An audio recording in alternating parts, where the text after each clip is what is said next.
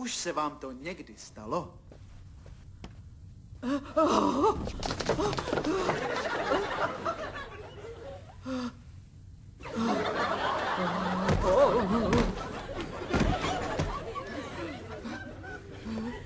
Ode dneška se číslem 999 na pohotovost nedovoláte. Ale to není jediné, co se změnilo. Hezčí sanitky, rychlejší reakce a pohlednější řidiči. To znamená, že už to není pouze pohotovost. Je to vaše pohotovost. A nové telefonní číslo?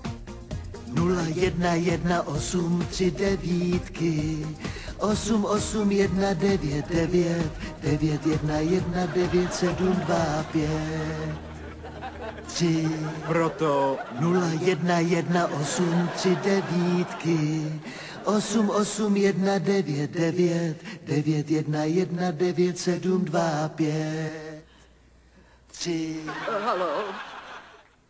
Asi jsem trochu upadla. To se výborně pamatuje. 01183 88199 9119725 3